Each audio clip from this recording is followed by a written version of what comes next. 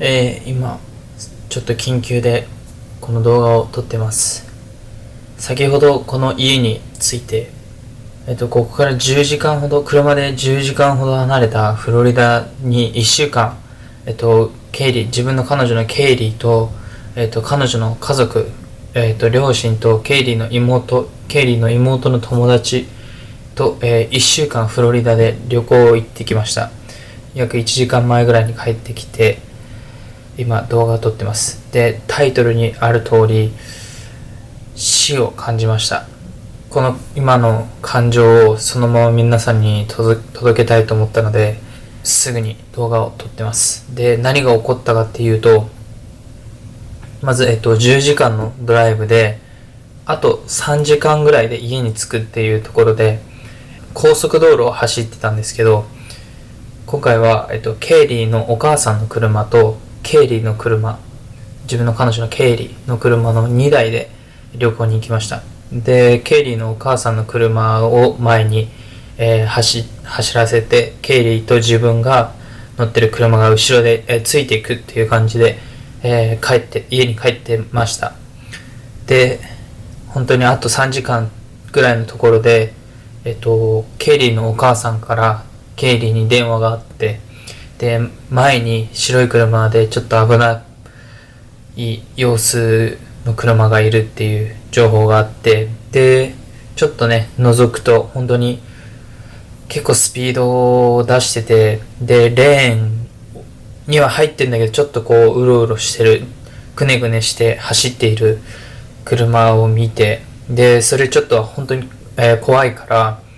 離れて距離をキープしながら走ろうっていう話をケイリーのお母さんとしてました。で、だいたい200、300メートルぐらい距離を離しながらずっと走ってて、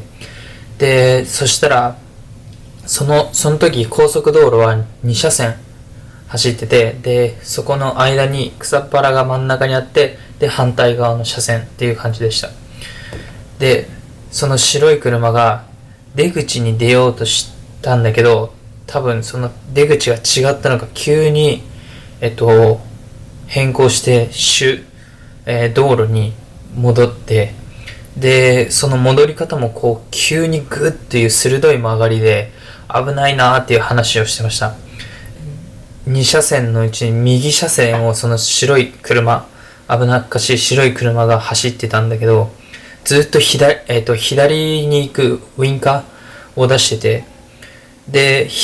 その白い車の左には全然誰もいない、車がないのに、ずっと左ウインカーを出したまま右車線を走ってて、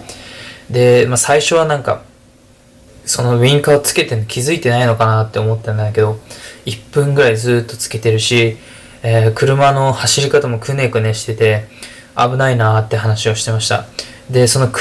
白い車の前後に、でっかいトラックが2台前後に、走ってて、で、その白い車はそれを抜こうとしたのか、ようやく左車線に移ったんだけど、その移った後も、その左車線に収まらず、一番外の車線を車の半分が超えるように、走っていました。で、もうその時に、なんか本当に、これちょっと違うなっていう話を自分とケイリーはドライブしながら話してました。で、ケイリーはなんか、白い車の中でなんかこう争って運転しづらい状況になってこうくねくねしてるんじゃないかとか、自分は、飲酒運転じゃないのかとか、ドラッグしてるんじゃないかとか、いろいろ話し合っていて、で、その車が、もともと前にいたトラックを抜こうとして、バーって、一気に加速したんですね。で、加速して、トラックを抜いた瞬間、いきなり右車線に移って、しかも急な角度で右車線に移って、で、トラックも止まりきれなかった、大型トラックなので止まりきれずに、その白い車の、右側の部分に、トラックが思いっきり衝突しました。で、車は、こう、半回転して、後ろ向きのまま、右側に草っぱらがあったので、そこにバーっと、流れ込む感じになりました。で、トラックは、そう当たったので、車が止まったどれぐらいだ、5メートル後ろあたりのサイドラインに止めて、止めました。で、自分とケイリーの、両親の車が一番近くに、その事故現場の一番近くにいた車だったので、その事故が起こっただいたい150から200メートルぐらい先のサイドラインに止めて、ケイリーの両親、お母さんとお父さんが様子を見に行くことにしました。で、その前からケイリーとケイリーのお母さんが電話をしてたので、ケイリーのお母さんは電話を切らずに、耳には当てずに手に持ったままスピーカーにしてケイリーと会話をしてました。で、そのケイリーのお母さんとお父さんの会話の中で、もしかしたら銃を持ってるかもしれないとか、誘拐とかしてるかもしれないから、そっと、近づきすぎないようにっていう話をして、そっと、両親が向かっていました。で、まず、そのケイリーの両親が、車とトラックの近くに行った時にトラックの中から一人男性が出てきて、で、その人は大丈夫だっていう話をしてて、で、中にそのトラックの男性の子供もいるということで、その子供も出てきたんだけど、子供はもう、その衝撃で手が震えてるっていう状態だったらしいです。で、白い車、後ろ向きになっている白い車には、ちょっと、年寄り60から70ぐらいの男性が、いて、で、クッション、衝撃に当たった時に自動的に出るクッションが全部出ている状態です。で、ケ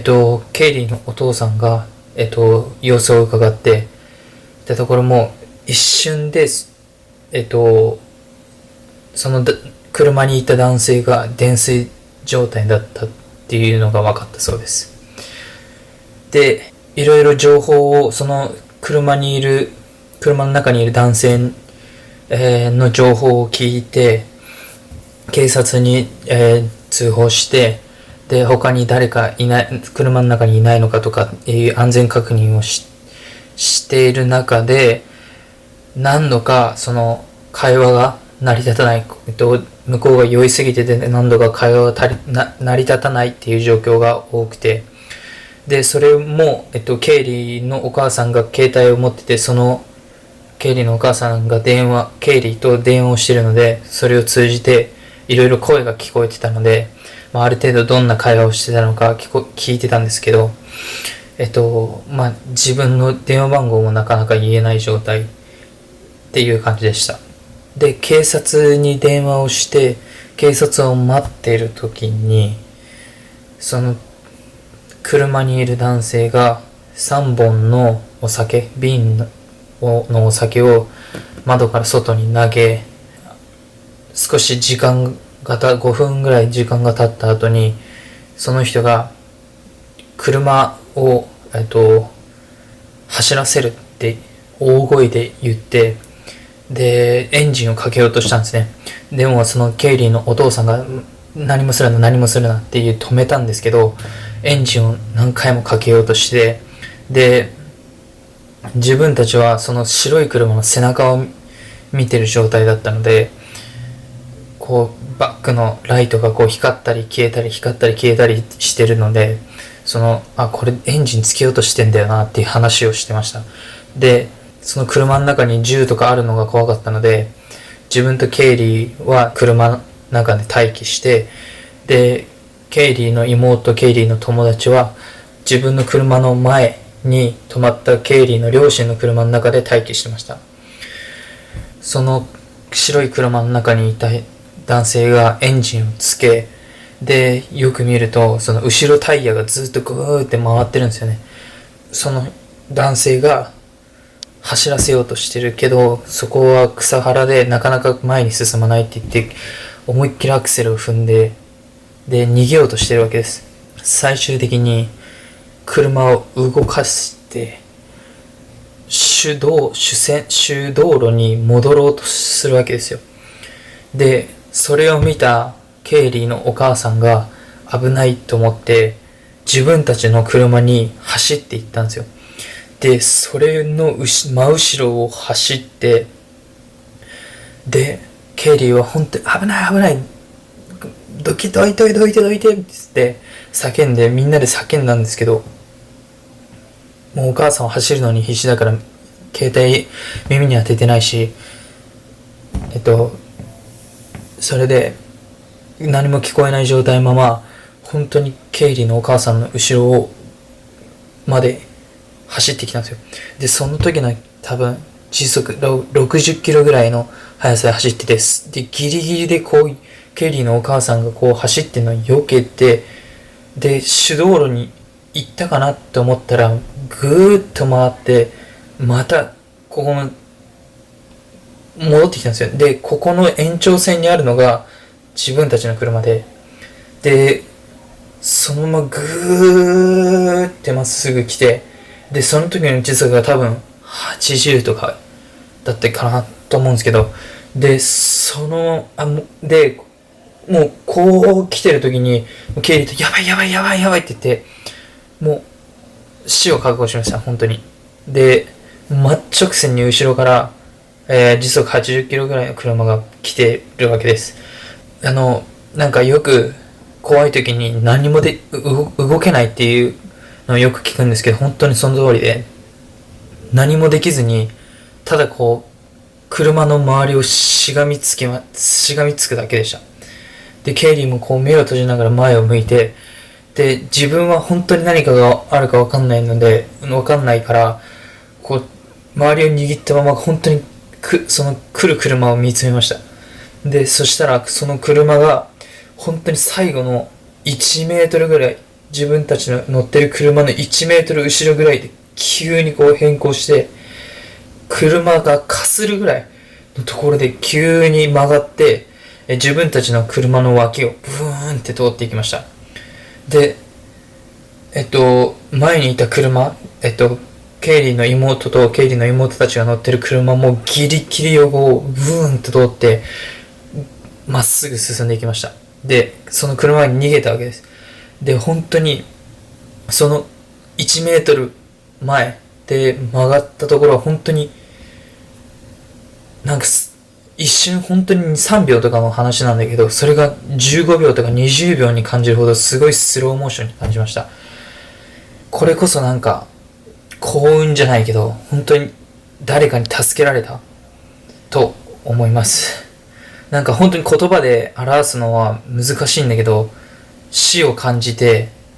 その後に生きてる嬉しさっていうか、みんなが無事だっていう